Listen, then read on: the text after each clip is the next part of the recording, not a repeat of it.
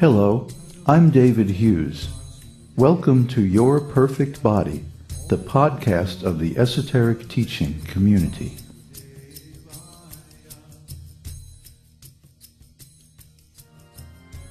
Today's selection is an essay entitled How to Understand Kṛṣṇa, Part 2.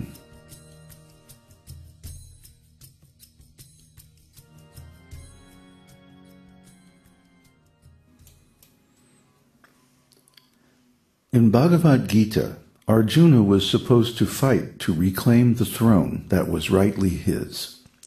However, when he saw all his enemies on the battlefield, he could not bring himself to fight against his cousins and other relatives, even his grandfather and guru. But Kṛṣṇa was not happy with this. Here he is directly enticing Arjuna to fight. Klaibyam gamah partha, naitat tvayy upapadyate, ksudram hrdaya-daurbalyam, taktvottistha parantapa.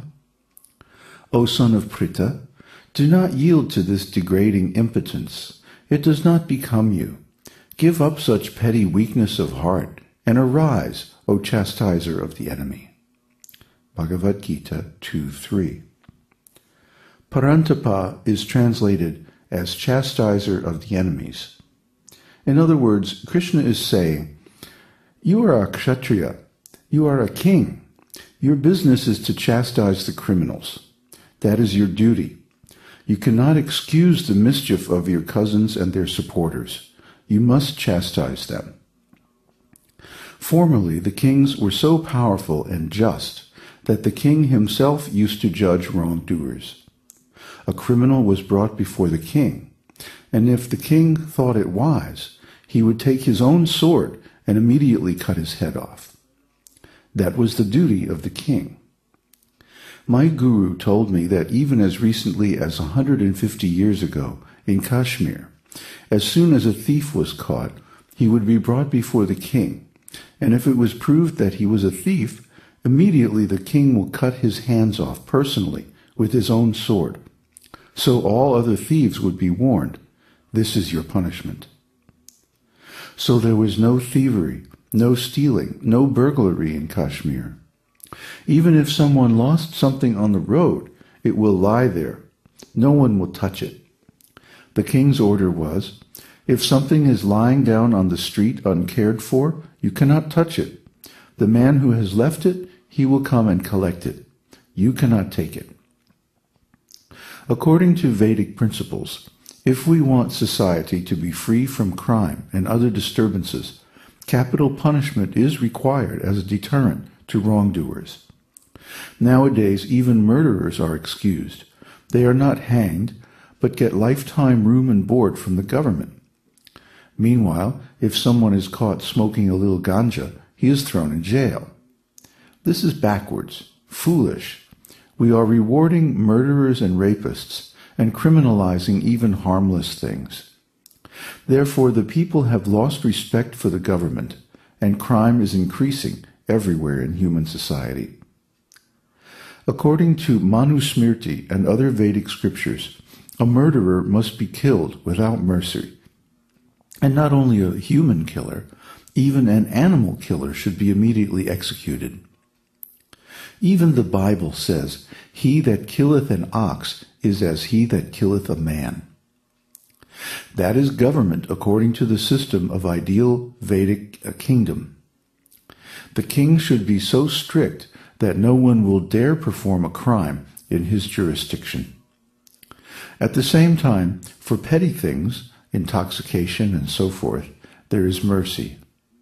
And religious principles are taught by qualified brahmanas, spiritual teachers, in state-sponsored schools. Sympathy for murderers and rapists is misguided, just like Arjuna's sympathy for his relatives. It is a material sentiment, material sympathy. There is nothing moral or spiritual about it. Now the state is sympathizing with the murderers, and therefore we have practically abolished capital punishment. This mistake is similar to Arjuna's inability to kill his relatives on the battlefield. It is hrdaya-daurbalyam, weakness of heart. That is not duty of the king, according to the Vedic principles. It will lead only to a lawless society, an irreligious society. Therefore, Kṛṣna does not approve of Arjuna's so-called compassion toward his avaricious relatives. One has to discharge the duty ordered by the superior authority very strictly, without any consideration. So this kind of sympathy is simply weakness of the heart, lack of clear determination and resolve. But the ordinary person in material consciousness will not understand. Therefore, to understand Kṛṣna, one requires special senses, spiritual senses, not ordinary senses. Special senses means you have to purify your senses.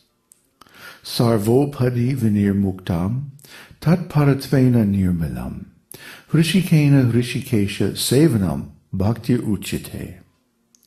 Bhakti, or devotional service, means engaging all our senses in the service of the Lord, the Supreme Personality of Godhead, the master of all the senses.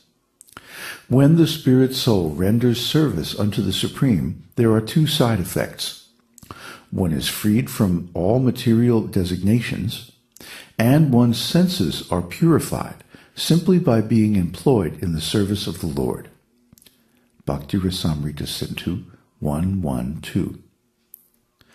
Tat paratvena nirmalam means that our intelligence is dedicated to the sole purpose of serving the Supreme Personality of Godhead, and uncontaminated by material fruitive activity and philosophical speculation.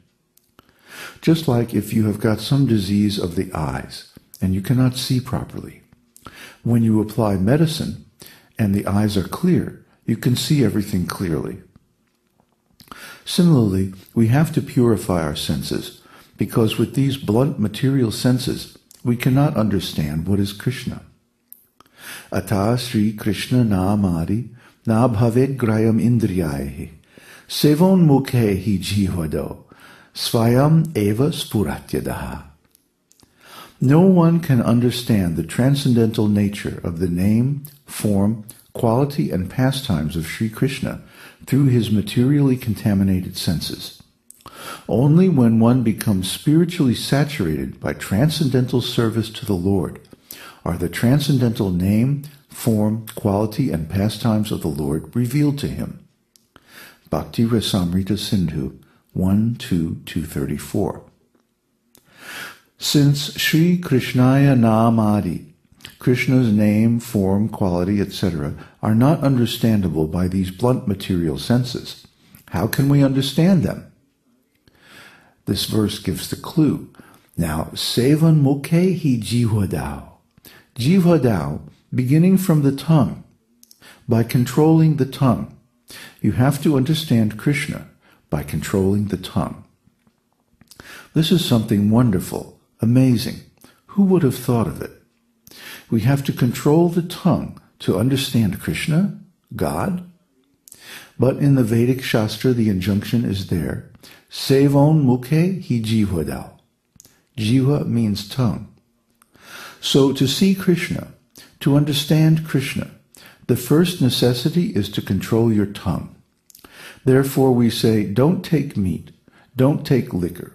We must control the tongue, because the tongue is the strongest enemy among the material senses. It is the sense most easily perverted by material taste, perverted taste. And rascal so-called spiritual teachers say, no, you can eat whatever you like. It has nothing to do with religion. This is not right. Vedic Shastra says, you rascal, first of all control your tongue. Then you can understand God. This is Vedic injunction. It's perfect, even if it's counterintuitive. If you control your tongue, then you control your belly. Then you control your genitals. Srila Rupa Goswami gives the instruction, Bacho vegam manasa krodha vegam jiva vegam udaropashta vegam etan vegam yo vishaheta dhiraha sarvam api mam saprativing sashishyat.